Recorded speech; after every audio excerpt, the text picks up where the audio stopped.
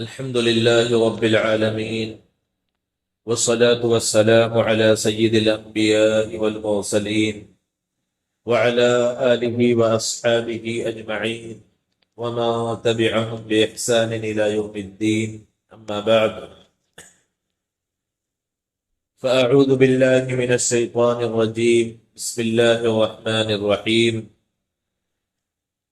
يا أيها الذين آمنوا لا يسخر قوم من قوم عسى أن يكونوا خيرا منهم ولا نساء من نساء عسى أن يكن خيرا منهن ولا تلمزوا أنفسكم ولا تنابزوا بالألقاب بئس الاسم الفسوق بعد الإيمان ومن لم يتب فأولئك هم الظالمون.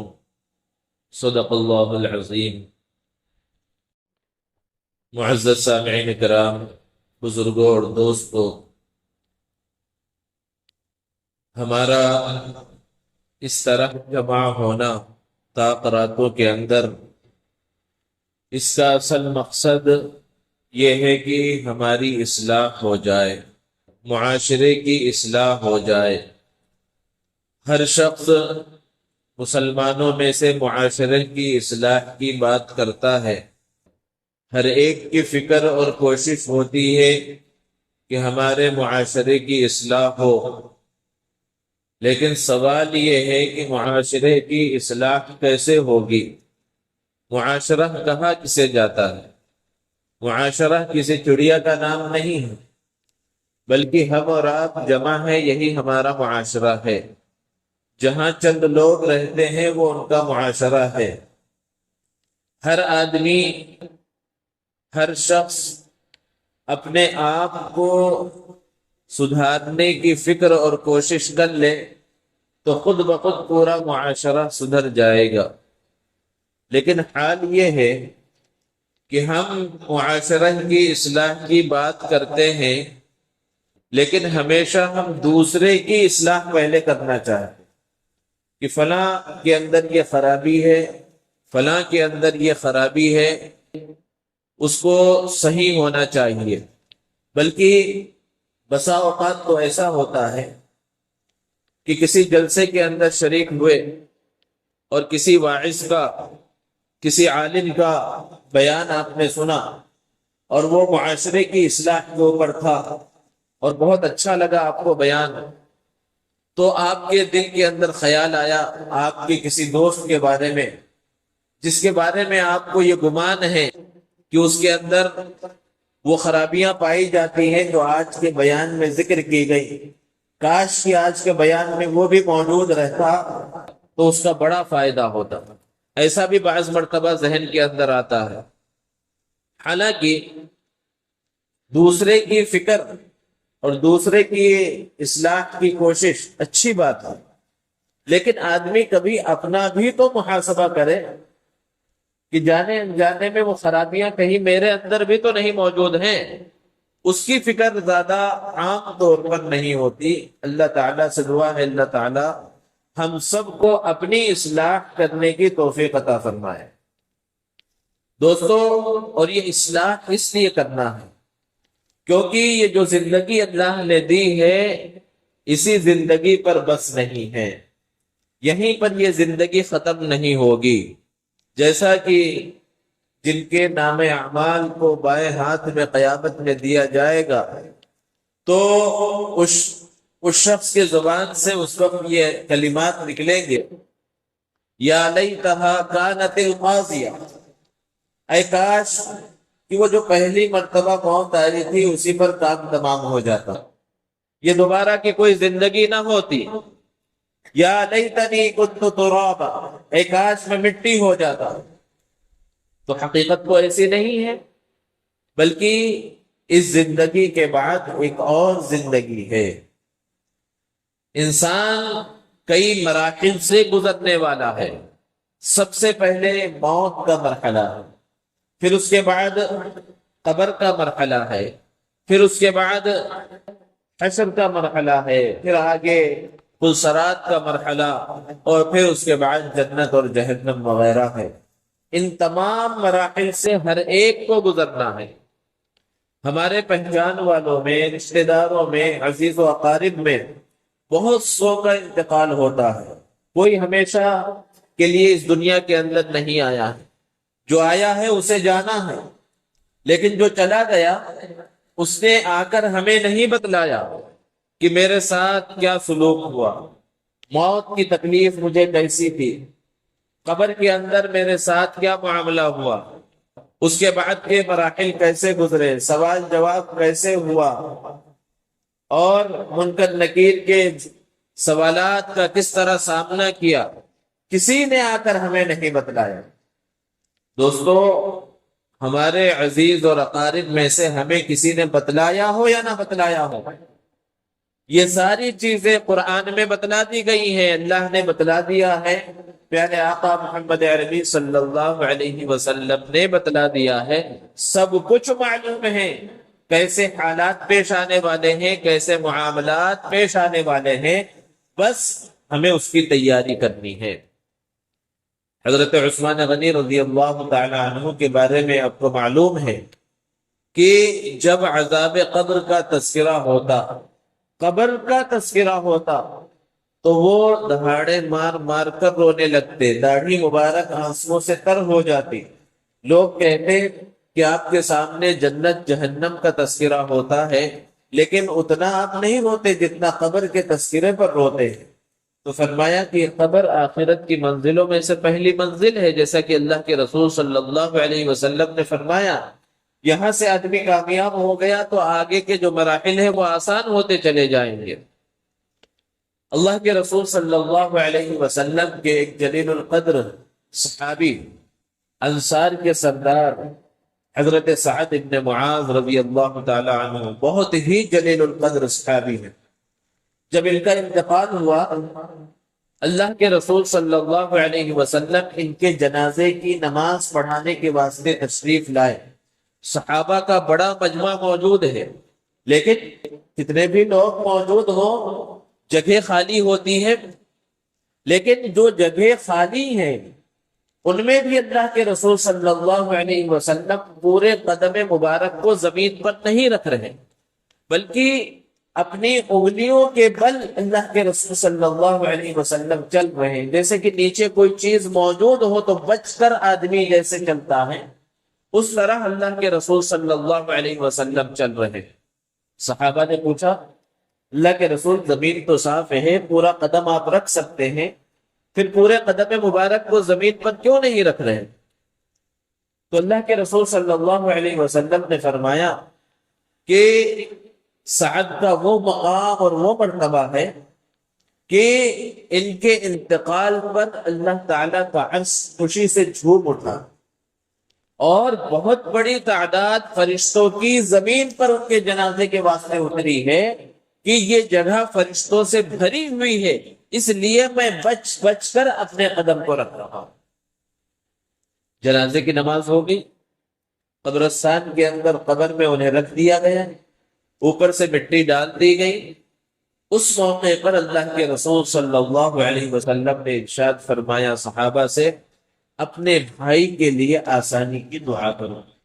تو صحابہ کو تعجب ہوا، اللہ کے رسول، سعد کا وہ مقام و مرتبہ جو آپ نے بتلایا کہ ان کے انتقال پر خوشی میں رحمان کا عرش جھوم اٹھا، اتنی بڑی تعداد میں فرشتے نازل ہوئے، آپ نے جنازے کی نماز پڑھائی، کیا انہیں بھی ابھی دعا کی ضرورت ہے؟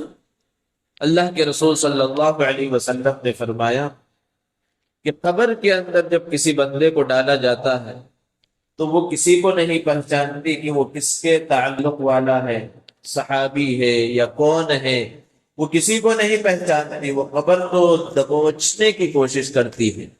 اس لیے اپنے بھائی سعد کے لیے آسانی کی دعا کرو۔ تو پھر جب ایک جلیل القدر صحابی ہے ان کا یہ حال ہے تو ہمارا اور آپ کا کیا شمار ہے؟ اس لیے اس قبر کی تیاری اس دنیا کے اندر رہتے ہوئے کرنی ہے، اور کس طرح کرنی ہے کہ جہاں ہم نیک اعمال کر رہے ہیں وہیں گناہوں سے اپنے آپ کو بچانا بھی ہے۔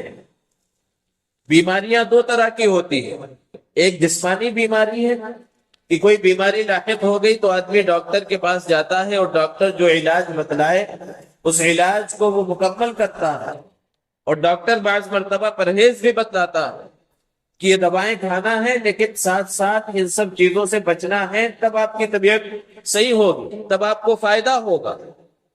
اگر ایک آدمی اپنا علاج تو کرے لیکن پرہیز نہ کرے، ڈاکٹر نے جس طرح بتلایا ہے اس طرح پوری تدبیر اختیار نہ کرے، تو بیماریاں بڑھ جاتی ہیں، بیماری سے افاقہ نہیں ہوتا، طبیعت صحیح نہیں ہوتی اور مہلک بیماریوں کے اندر مبتلا ہو جاتا ہے۔ تو جس طرح جسمانی بیماری ہے، اسی طرح کچھ روحانی بیماریاں بھی ہیں، اور وہ روحانی بیماریاں بڑی خطرناک ہیں کہ آدمی ان چیزوں کو بیماری سمجھتا ہی نہیں ہے۔ اب ان روحانی بیماریوں کے اندر حسد ہے، کینہ ہے، کپٹ ہے، غیبت ہے، بغض ہے، عداوت ہے، یہ ساری روحانی بیماریاں ہیں، اور بظاہر انہیں انسان بالکل معمولی سمجھتا ہے، حقیقت میں یہ بہت بڑے بڑے گناہ ہیں، لیکن ان کی وجہ سے دوسرے جو علاج کر رہا ہے یعنی عبادات کر رہا ہے اس کا بھی فائدہ پھر اس کی زندگی میں نظر نہیں آتا۔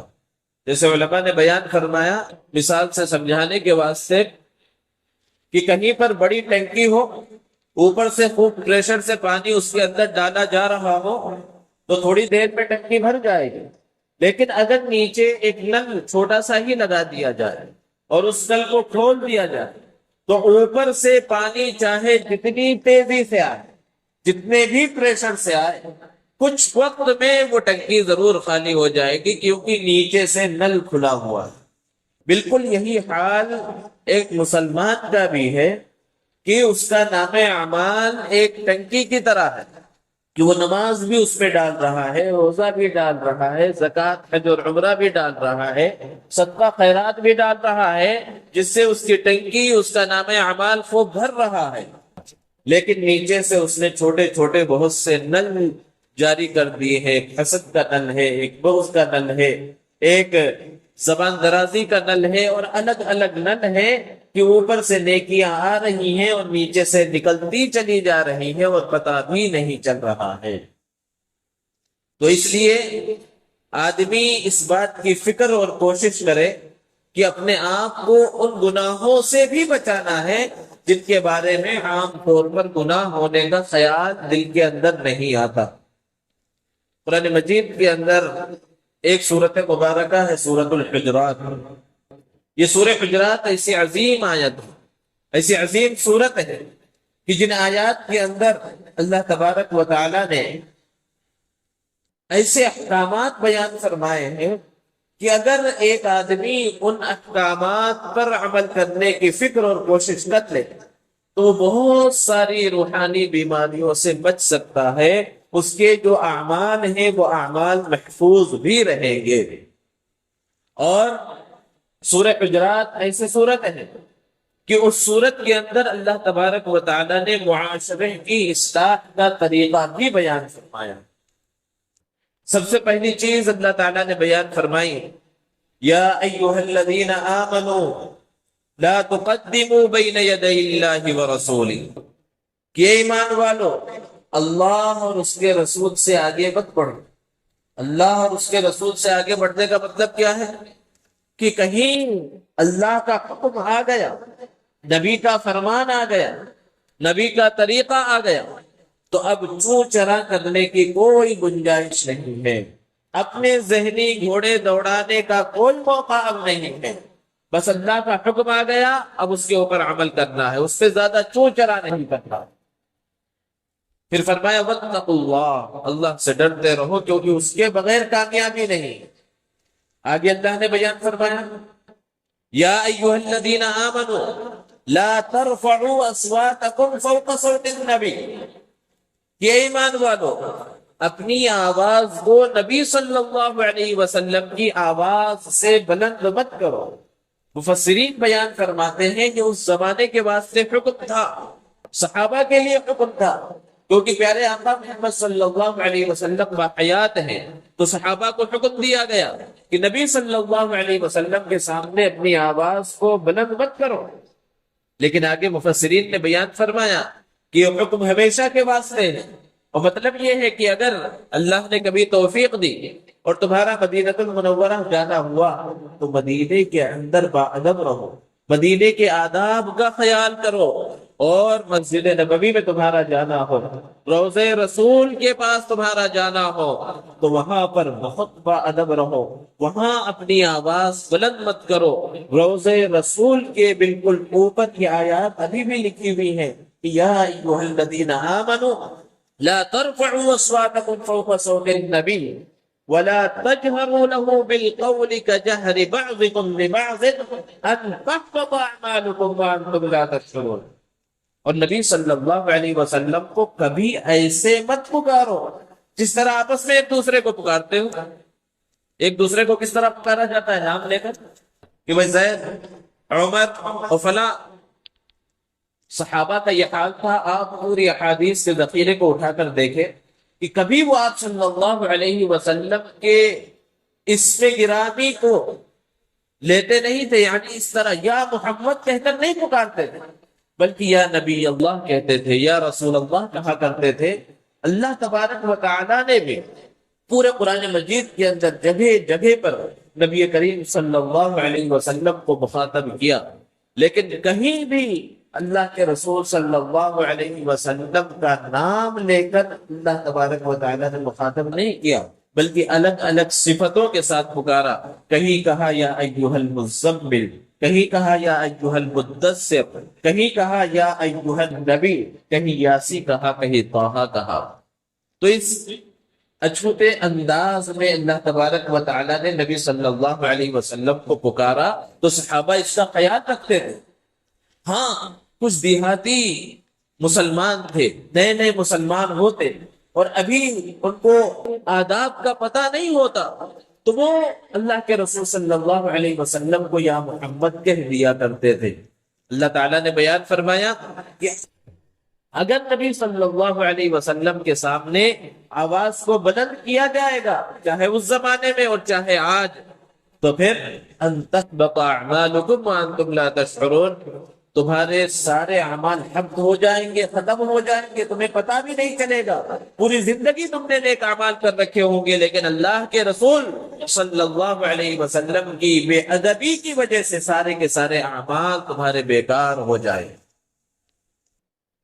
پھر آگے صحابہ کرام کی تعریف اللہ تبارک و تعالیٰ نے بیان فرمائی، اور آگے ایک حکم دیا اس صورت کے اندر، بڑا اہم حکم ہے۔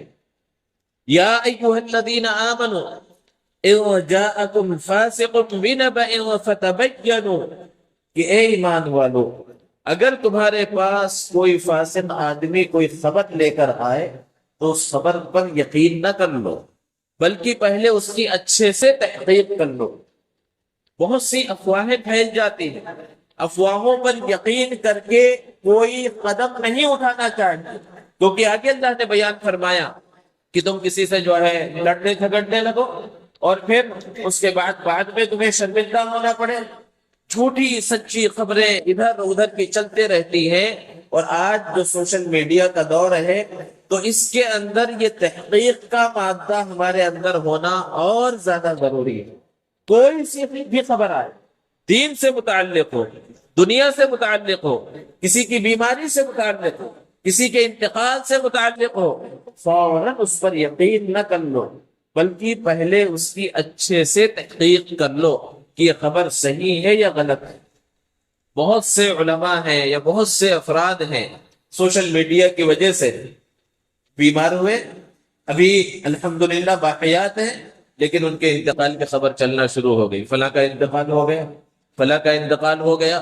اب لوگ جو ہے مغفرت کی دعا بھی کر رہے ہیں، انا للہ و انا الیہ راجعون، سب کچھ پڑھا جا رہا ہے، اور وہ ماشاءاللہ باحیات ہیں۔ اب ذرا غور کریں کہ ایک آدمی جو باحیات ہو، اس کی زندگی میں اس کی موت کی خبر چلا دی جائے تو خود اس شخص پر، اس کے متعلقین پر کتنا گراں گزرے گا۔ اور وجہ کیا ہوتی ہے اس کی؟ کہ ہمارے اندر تحقیق کا مادہ نہیں ہے، بس وہ خبر آئی ہے ہم اسے آگے بھیجنا ضروری سمجھتے ہیں۔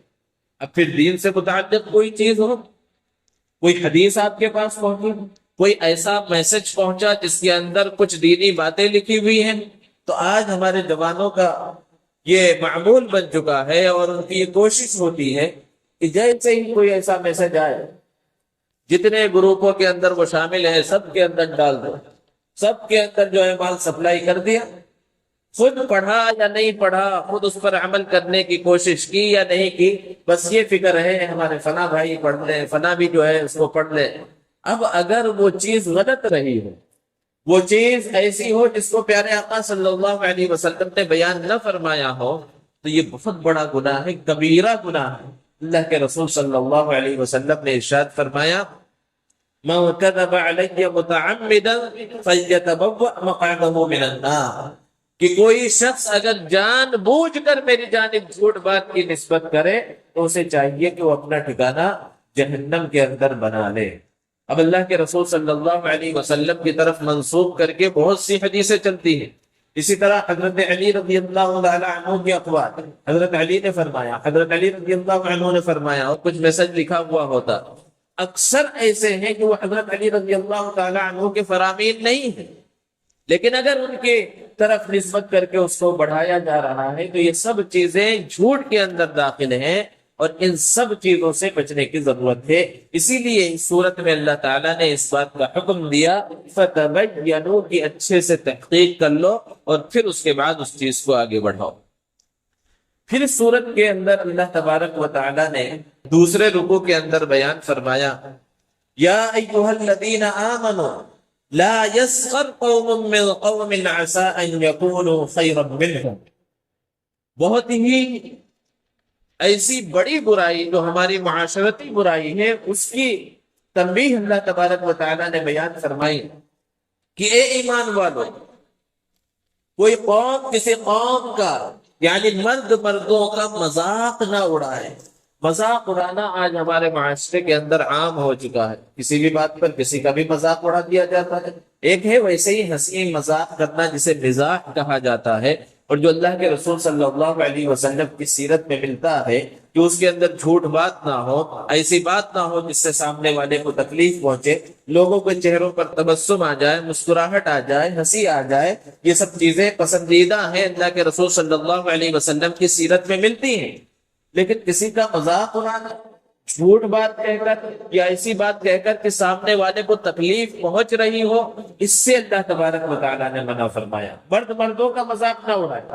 آگے بیان فرمایا، عورتوں کا مذاق نہ اڑائے۔ عام طور پر اللہ تبارک و تعالیٰ ایک ہی میں حکم دے دیتے، یا ایھا الذین آمنوا کہہ کر، لیکن یہاں پر الگ الگ مردوں کے لیے الگ حکم دیا، اس چیز کی اہمیت کو بیان کرنے کے واسطے عورتوں کے لیے الگ سے حکم دیا۔ اس کا یہ مطلب نہیں ہے کہ مرد عورتوں کا مذاق اڑا سکتے ہیں، عورتیں مردوں کا مذاق اڑا سکتے ہیں۔ جب مرد کا مذاق نہیں اڑا سکتا، عورتیں عورتوں کا مذاق نہیں اڑا سکتی، تو یہ بات تو بالکل بدیہی ہے، بالکل واضح ہے، اس کو بیان کرنے کی بھی ضرورت نہیں ہے کہ مرد عورتوں کا یا عورتیں مردوں کا مذاق نہیں اڑا سکتی، وہ چیز درست نہیں ہے۔ تو اس برائی سے اپنے آپ کو بچانے کی فکر اور کوشش کرنا۔ آگے اللہ تبارک و تعالیٰ نے بیان فرمایا، وَلَا تَلْمِزُوا أَنفُسَكُمْ، اپنے آپ کو طعنے مت دو۔ اپنے آپ سے مراد یعنی ایک دوسرے کو طعنے مت دو۔ طعنے دینا یہ بھی ایک بہت بری بیماری ہے جو ہمارے معاشرے کے اندر پھیلی ہوئی ہے۔ کسی کو کسی بات پر طعنہ دیا جا رہا ہے، کسی کو اس کے پرانے کسی غلطی کے اوپر طعنہ دیا جا رہا ہے جس سے وہ توبہ بھی کر چکا ہے۔ الگ الگ انداز میں، کسی بھی انداز میں کسی کو طعنہ دینا یہ چیز پسندیدہ نہیں ہے، اس سے اللہ تبارک و تعالیٰ نے منع فرمایا۔ آگے اللہ تعالیٰ نے ایک حکم اور دیا، وَلَا تَنَابَزُوا بِالْأَلْقَابِ، یہ چیز ہمارے معاشرے کے اندر پھیلی ہوئی ہے، اور برے ناموں سے ایک دوسرے کو مت پکارو۔ تنابز بالالقاب، کسی کو غلط نام سے پکارنا، یا کسی تنظیم کو، اس جماعت کو غلط نام سے پکارنا۔ نام کچھ ہے، بگاڑ کر کچھ کہا جا رہا ہے۔ کسی آدمی کا نام کچھ ہے، بگاڑ کر کچھ کہا جا رہا ہے، یعنی ایسے نام سے پکارا جائے جو نام وہ سامنے والا پسند نہ کرتا ہو، کسی کو لنگڑا کہا جا رہا ہے، کسی کو گڈھا کہا جا رہا ہے، کسی کو موٹا کہا جا رہا ہے، کسی کو سکھا کہا جا رہا ہے، یعنی الگ الگ انداز میں یہ ساری چیزیں چلتی رہتی ہیں۔ اللہ تبارک و تعالیٰ نے اس کو سختی کے ساتھ منع فرمایا۔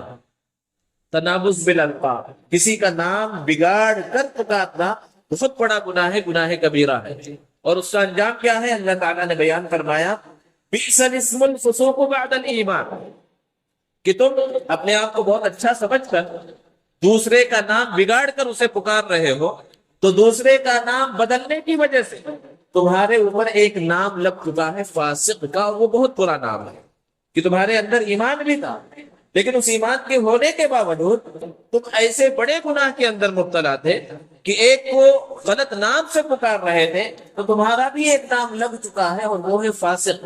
فسق تمہارے ساتھ جڑ چکا ہے، اور یہ اس وقت دھلے گا جب تم توبہ کر لو۔ آگے اللہ نے بیان فرمایا ملم نے تم جو توبہ نہیں کرے گا تو پھر وہ ظالموں میں سے اس کا شمار ہے۔ تو اس آیت میں اللہ تبارک و تعالیٰ نے 3 معاشرتی برائیوں کا تذکرہ فرمایا، کسی کا مذاق اڑانا، اور کسی کو طعنے دینا، کسی کو غلط ناموں سے پکارنا، ان سب چیزوں سے اللہ نے منع فرمایا۔ اگلی آیت میں اللہ تبارک و تعالیٰ نے بیان فرمایا یا ایھا الذین آمنوا اجتنبوا کثیرا من الظن، کہ اے ایمان والو بہت سارے گمانوں سے بچو، ان بعض الظن اثم، کیونکہ بہت سے گمان وہ گناہ ہوتے ہیں۔ بدگمانی سے بچنے کا حکم دیا گیا ہے۔ پہلے تو اللہ نے یہ حکم دیا کسی کے بارے میں کوئی سا بھی گمان قائم نہ کرو، کیونکہ کچھ گمان قائم کرو گے پھر وہ اس کے بعد بدگمانی کے اندر بدل جائے گا۔ کسی سے بدگمانی بھی یہ بہت بڑا گناہ ہے۔ کسی کو کسی جگہ پر دیکھ لیا، یعنی ایسی جگہ کہ جس جگہ پر ایک شریف آدمی کا جانا مناسب نہیں ہے، کسی کو وہاں پر دیکھ لیا، بدگمان ہو گیا کہ یہ یہاں پر یہ گناہ کے واسطے آیا تھا، حالانکہ ہو سکتا ہے کسی اور وجہ سے وہاں پر پہنچا ہو، اور اتفاق ایسا ہے کہ آپ نے اسے وہاں پر دیکھ لیا۔ تو بدگمانی سے بچنے کا ایک طریقہ جو ہے کہ کسی سے بھی اگر کسی وجہ سے بدگمانی ہو رہی ہے، برا گمان اس کے بارے میں دل کے اندر پیدا ہو رہا ہے، تو اس میں تعویل کر لی جائے کہ 1000 خرابیاں بھی اگر کسی کے اندر ہیں تو کچھ نہ کچھ اچھائیاں ہوں گی، کچھ نہ کچھ تعویل کر لی جائے۔ ایک بزرگ کے پاس ایک شخص آیا اور اس نے ایک شخص کی شکایت کی اور کہا کہ ایک آدمی ہے، کبھی وہ جنت کو طلب نہیں کرتا، کبھی جہنم سے اللہ کی پناہ نہیں چاہتا، اللہ رب العزت سے کبھی دعا نہیں کرتا کہ اللہ تبارک و تعالیٰ اسے جہنم سے بچا لے، اور بغیر رکوع سجدے کے نماز پڑھ لیتا، بغیر دیکھے گواہی دے دیتا ہے۔ گواہی کے اندر یہ مسئلہ ہے کہ آپ نے معاملہ دیکھا ہو تب گواہی دے، تو ایسے شخص کا کیا حکم ہے ذرا بتلائیے؟ کافر ہو گیا نہیں ہو گیا؟ فاسق ہو گیا یا نہیں ہو گیا؟ اس انداز میں اس بزرگ سے ایک آدمی نے سوال کیا۔ تو بظاہر اگر دیکھا جائے کہ جس طرح کا سوال تھا تو اس سوال کے حساب سے کافر نہیں تو کم سے کم کہ ہاں وہ بہت بڑا گنہگار ہے، ان کاموں کے اندر مبتلا ہے، لیکن ایک طریقہ بتایا کہ کس انداز میں حسن ظن رکھا جا سکتا ہے، کس انداز میں اپنی سوچ کو مثبت رکھا جا سکتا ہے۔ انہوں نے کہا کہ نہیں، وہ کافر بھی نہیں ہے، وہ فاسق بھی نہیں ہے۔ آپ نے کہا کہ وہ جنت کی طلب نہیں کرتا، تو اس کا تعلق اللہ سے اتنا زیادہ جڑا ہوا ہے کہ ہمیشہ وہ اللہ کی رضا مانگتا رہتا ہے، اللہ کی خوشنودی کو طلب کرتا رہتا ہے۔ تو جب اللہ کی خوشنودی مل جائے گی تو جنت خود بخود مل جائے گی۔ اور آپ نے کہا کہ وہ جہنم سے پناہ نہیں چاہتا ہے، اس کے دل کے اندر اللہ کا ڈر، اللہ کا خوف اتنا بیٹھا ہوا ہے کہ ہمیشہ وہ اللہ تبارک و تعالیٰ سے ڈرتا رہتا ہے، تو پھر اس کو جہنم سے پناہ مانگنے کی ضرورت نہیں، کیونکہ جس کے دل کے اندر اللہ کا ڈر بیٹھا ہوا ہو تو جہنم کا ڈر تو اس کے دل کے اندر بیٹھا ہی ہوا ہو۔ اور پھر کہا کہ آپ نے کہا کہ وہ بغیر رکوع سجدے کی نماز پڑھ لیتا ہے، تو ہاں ہو سکتا ہے وہ جنازے کی نماز پڑھ رہا ہو، جنازے کے اندر رکوع سجدہ نہیں ہے، اس انداز میں تعبیر کرتے۔ اور آپ نے کہا کہ وہ بغیر دیکھے گواہی دے دیتا ہے، تو اللہ کے ایک ہونے کی گواہی دیتا ہے، نبی صلی اللہ علیہ وسلم کے نبی ہونے کی گواہی دیتا ہے، جنت جہنم کے موجود ہونے کی گواہی دیتا ہے، حساب کتاب کے یقینی ہونے کی گواہی دیتا ہے۔ اس نے ان سب چیزوں کو نہیں دیکھا لیکن ان سب چیزوں کی گواہی دیتا۔ تو دیکھیے یہ تعبیر کا ایک انداز ہے، بدگمانی سے بچانے کا ایک طریقہ ہے، جبکہ اللہ نے حکم دے دیا کہ بدگمانی سے بچو، کیونکہ یہ بدگمانی بہت بڑا گناہ ہے۔ اور پھر آگے ایک حکم اللہ تبارک و تعالی نے دیا، وَلَا تَجَسَّسُوا، لوگوں کے عیبوں کو تلاش کرتے ہوئے مت رہو، تجسس میں مت لگے رہو، لوگوں کے پیچھے مت لگے رہو ہمیشہ، یہ کیا کر رہا ہے، وہ کیا کر رہا ہے، اس نے کیا کیا، اس نے کیا کیا، یہ کہاں پر گیا تھا، وہ کہاں پر گیا تھا۔ یہ بہت بری عادت ہے، اللہ تبارک و تعالیٰ نے اس سے بھی منع فرمایا، یہ کبیرہ گناہ ہے۔ اور ان سب چیزوں کو عام طور پر ہم گناہ سمجھتے ہی نہیں ہیں، جبکہ انہی چیزوں کی وجہ سے معاشرے کے اندر خرابی پیدا ہوتی ہے کہ کسی کے ٹوہ میں لگے ہوئے ہیں، کسی کے پیچھے لگے ہوئے ہیں، ہمیشہ اس کو پریشان کرنے کی فکر اور کوشش کے اندر لگے ہوئے ہیں، تو ہوتا کیا ہے، اب دل کے اندر کبھی حسد پیدا ہوگا، بغض پیدا ہوگا، عداوت پیدا ہوگی، یعنی دوسرے اور سارے گناہ ان سب چیزوں کی وجہ سے پیدا ہوں۔ تو فرمایا وَلَا تَجَسَّسُوا، لوگوں کے عیبوں کو تلاش کرنے میں مت لگو۔ پھر آگے فرمایا وَلَا يَغْتَبْ بَعْضُكُمْ بَعْضًا، کہ تم میں سے کوئی کسی کی غیبت نہ کرے۔ غیبت یہ بھی بہت بڑا گناہ ہے، اور کیا بڑا کیا چھوٹا، کیا پڑھا لکھا کیا ان پڑھ، اور کیا عالم اور کیا جاہل، ساری طرح کی محفلیں اس ایک گناہ سے بھری پڑی ہے۔ ہماری کوئی محفل، کوئی مجلس ایسی نہیں ہوتی جو غیبت سے خالی ہو۔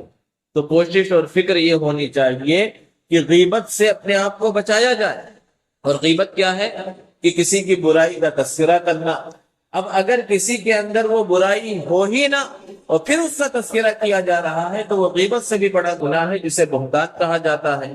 تو اس غیبت سے بھی اپنے آپ کو بچانا ہے، کیونکہ غیبت کرنا کیسا ہے، اللہ تعالیٰ نے ارشاد فرمایا أَيُحِبُّ أَحَدُكُمْ أَن يَأْكُلَ لَحْمَ أَخِيهِ مَيْتًا، کیا تم میں سے کوئی شخص اس بات کو پسند کرتا ہے کہ وہ اپنے مرے ہوئے بھائی کا گوشت کھائے؟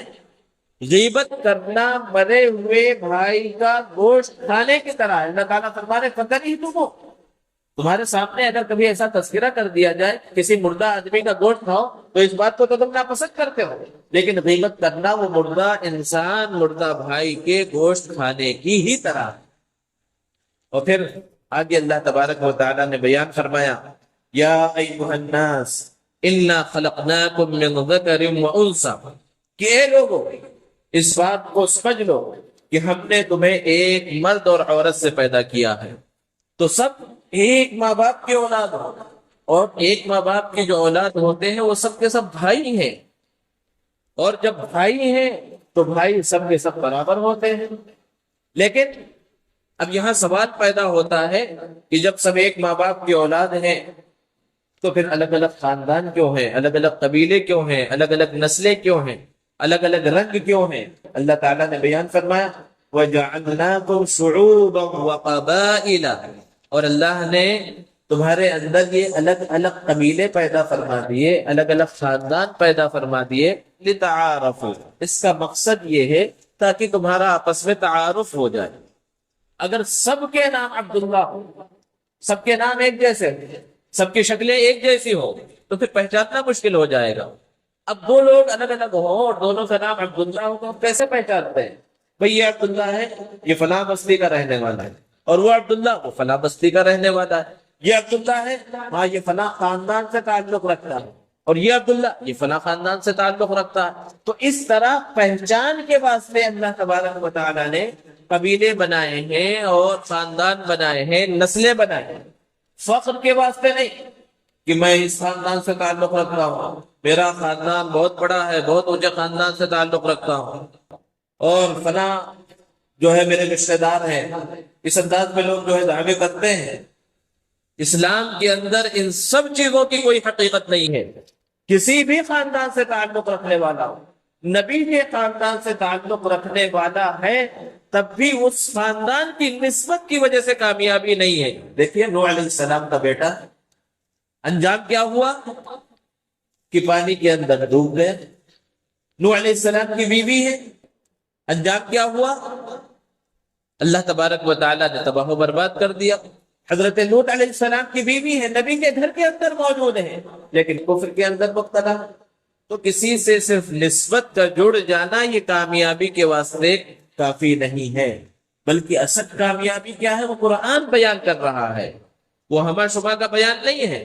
قرآن کہہ رہا ہے وَجَعَلْنَاكُمْ شُعُوبًا وَقَبَائِلًا لِتَعَارَفُوا، کہ یہ خاندان، یہ قبیلے، یہ نسبتیں، یہ سب تعارف کے لیے، کوئی سید ہے، کوئی شیخ ہے، کوئی خان ہے، کوئی پٹھان ہے، کوئی کچھ بھی ہے، یہ سب صرف تمہارے تعارف کے لیے ہے۔ اس کی وجہ سے نہ تمہارا درجہ بلند ہوگا نہ تمہارا درجہ گھٹے گا، ہاں درجہ بلند ہوگا اور درجہ گھٹے گا بھی۔ اس وجہ سے آگے اللہ نے بیان فرمایا ان اکرمکم عند اللہ اتقاکم، تمہارے اندر سب سے زیادہ متقی، سب سے زیادہ پرہیزگار اور سب سے زیادہ پسندیدہ شخص وہ ہے اللہ کے نزدیک جس کا مقام و مرتبہ بڑھا ہوا ہوگا، اتقاکم، جو تم میں سے سب سے زیادہ متقی ہے، جو سب سے زیادہ اللہ سے ڈرنے والا ہے، سب سے بڑا گناہوں سے بچنے والا ہے، اس کا مقام و مرتبہ اللہ تبارک و تعالیٰ کے نزدیک بڑا ہے۔ اس کے علاوہ کسی اور چیز کی کوئی حقیقت نہیں ہے۔ تو دوستو، اس سورت کے بعض آیات کے اندر اللہ تبارک و تعالیٰ نے جو معاشرے کی اصلاح کے واسطے جو مضامین کو بیان کیا ہے، اگر ہم اس کو اپنا لیں اور اس پر عمل کرنے کی فکر اور کوشش کریں تو بہت سارے گناہوں سے ہم بچ سکتے ہیں۔ ان گناہوں کے ساتھ ساتھ ایک اور گناہ جو ہمارے معاشرے کے اندر بہت زیادہ پھیلا ہوا ہے، کہ ابھی آپ نے سنا کہ بدگمانی ہے، یہ بد زبانی ہے، اس کے ساتھ ساتھ بد نگاہی، اپنی نگاہوں کا غلط استعمال۔ قرآن میں اللہ نے بیان فرمایا قُلْ لِلْمُؤْمِنِينَ يَغُضُّوا مِنْ أَبْصَارِهِمْ، یہ نبی صلی اللہ علیہ وسلم مسلمان مردوں سے کہہ دیجئے کہ وہ اپنی نگاہوں کو نیچی رکھے۔ آگے اللہ نے بیان فرمایا وَقُلْ لِلْمُؤْمِنَاتِ، مومن عورتوں سے بھی کہہ دیجئے کہ وہ بھی اپنی نگاہوں کو نیچی رکھے۔ الگ الگ اللہ تبارک و تعالیٰ نے دونوں کو حکم دیا ہے۔ یہ بدنگاہی کا گناہ ہر جگہ کے اوپر عام ہو گیا ہے۔ اب لوگ کہتے ہیں کہ بھئی اب اس گناہ سے بچنے کی کوئی جو ہے سبیل نہیں ہے۔ بدنگاہی کا گناہ ہر جگہ پر ہوتا ہوا نظر آتا ہے، کیونکہ معاشرے کے اندر اور پوری دنیا کے اندر بے حیائی عام ہو چکی ہے، بے پردگی عام ہو چکی ہے۔ ہم راستے پر چلے، غیر محرم عورتیں اور لڑکیاں نظر آتی ہیں، کیسے ہم اپنے نگاہوں کو بچائیں؟ تو اصل بات یہ ہے کہ ایک آدمی جب پختہ ارادہ کر لے، دل کے اندر اس بات کا پختہ ارادہ کر لے کہ مجھے اس گناہ سے اپنے آپ کو بچانا ہے، اور بچانے کی فکر اور کوشش جب کرنا شروع کر دے گا تو پھر اس گناہ سے بچنا آسان ہوگا۔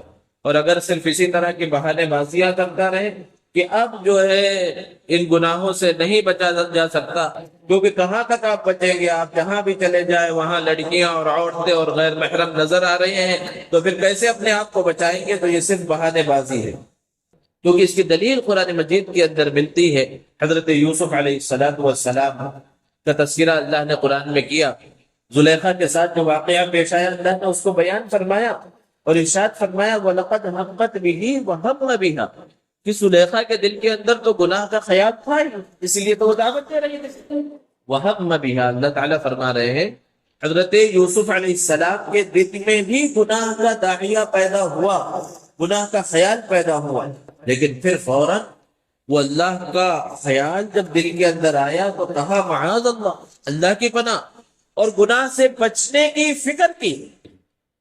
حالانکہ تفسیری روایتوں کے اندر موجود ہے کہ زلیخا نے سارے دروازے بند کروا دیے تھے، سب پر تالا لگوا دیا تھا۔ اب اگر یہ سوچ کر بیٹھ جائے کہ بھئی اس دروازے پر تو تالا لگا ہوا ہے، اب تو میں نکل ہی نہیں سکتا، تو یہیں بیٹھے ہوئے ہیں، تو پھر گناہ کے اندر آدمی مبتلا ہو جاتا۔ تو انہوں نے اپنے اندر جتنی طاقت ہے اس طاقت کو استعمال کیا، تیزی سے دروازے کی طرف بڑھے۔ قرآن کہہ رہا ہے دروازے کھلتے چلے گئے، قفل ٹوٹتے چلے گئے، تانے ٹوٹتے چلے گئے، اور حضرت یوسف علیہ السلام اس گناہ سے بچ گئے۔ کیوں؟ کیونکہ گناہ سے بچنے کی فکر اور کوشش کی۔ ایک کتاب کے اندر ایک واقعہ لکھا ہوا ہے کہ ایک آدمی کرانے کی دکان کرتا تھا اور اس کا بالکل نوجوان خوبصورت بیٹا بھی دکان کے اوپر بیٹھتا تھا۔ باپ کی غیر موجودگی میں وہ دکان سنبھالتا تھا یا باپ کا سہارا بن جایا کرتا تھا۔ تو واقعہ لکھا ہوا ہے کہ ایک بوڑھی عورت اس دکان کے اوپر آئی اور اس نے کچھ سامان وغیرہ خریدا، اور پھر اس کے بعد اس آدمی سے کہا کہ اپنے بیٹے کو یہ سامان لے کر جو ہے میرے گھر تھوڑا بھیج دے، ہماری گھر کی جو مالکہ ہے، میں فلاں کے گھر میں کام کرتی ہوں، یہ اس کا سامان ہے، اس تک پہنچانا ہے، اور میرے اندر اتنی طاقت نہیں ہے کہ یہ سامان لے کر میں وہاں تک پہنچا سکوں۔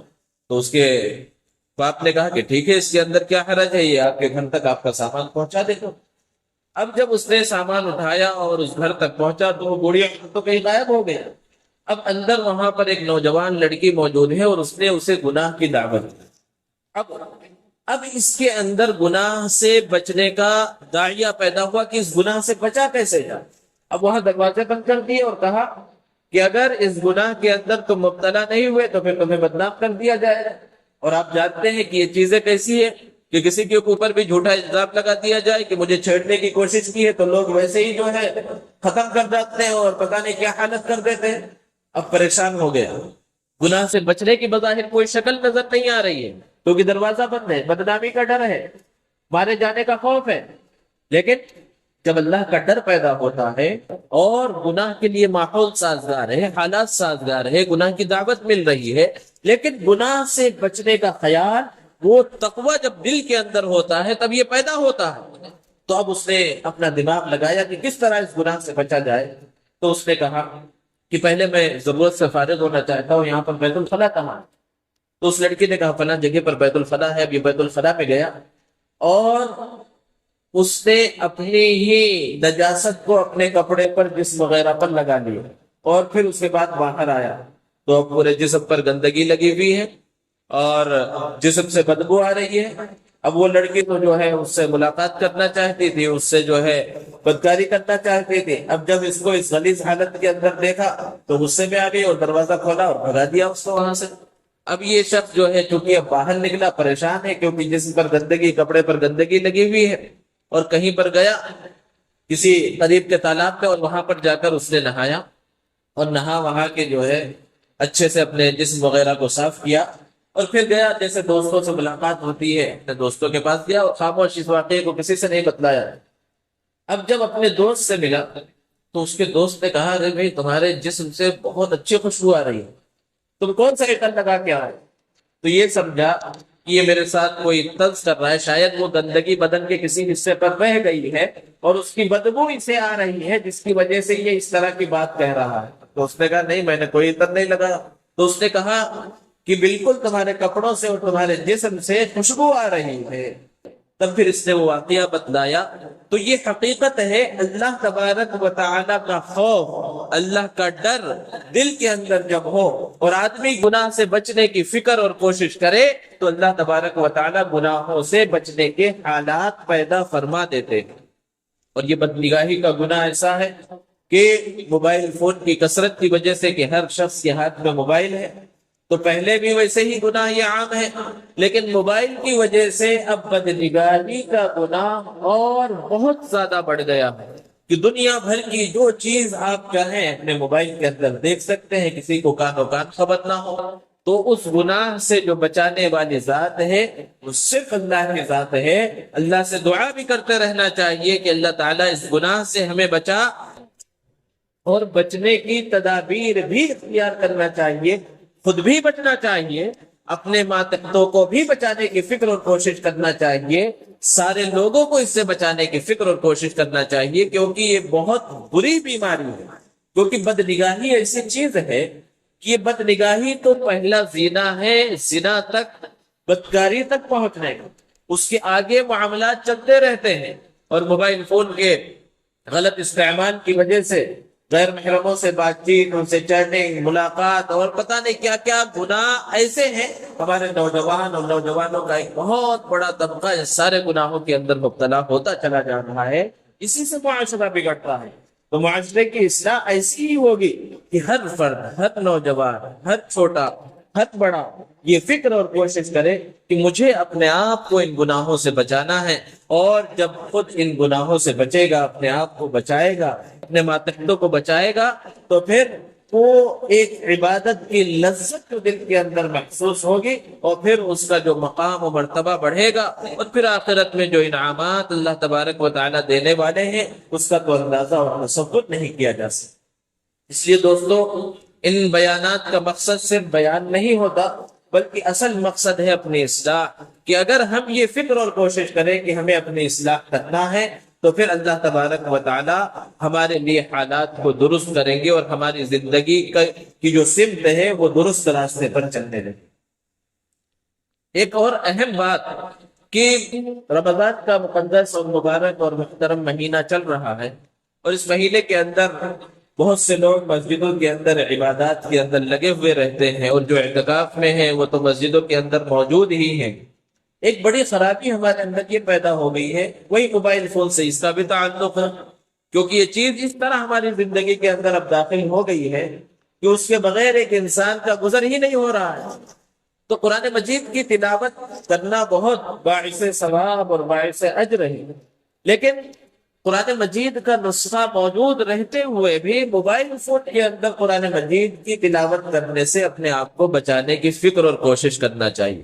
اس کا ہرگز یہ مطلب نہ سمجھا جائے کہ قرآن مجید کو موبائل کے اندر پڑھنا ناجائز اور حرام ہے۔ بالکل پڑھا جا سکتا ہے، بالکل اس کی گنجائش ہے، لیکن مسئلے کو معلوم کرنا چاہیے کہ جس طرح آپ قرآن مجید کو ہاتھ میں لے کر پڑھتے ہیں تو قرآن کے چھونے کے واسطے وضو کا ہونا ضروری ہے، ایسے ہی اگر قرآن مجید موبائل میں پڑھنا چاہ رہے ہیں اور موبائل کے اندر آپ کو صفحات بدلنے کے واسطے اسکرین پر ہاتھ لگانا ہے جہاں قرآن کی آیات لکھی ہوئی ہیں، تو اس کے واسطے بھی وضو کرنا ضروری ہے۔ بہت سے لوگ کہتے ہیں یہ تو ڈیجیٹل چیز ہے، کوئی موجود رہنے والی چیز نہیں ہے، آپ ایک بٹن دبائیں گے وہ چیز ختم ہو جائے گی، بغیر وضو کے بھی پڑھا جا سکتا ہے۔ یہ بالکل غلط ہے۔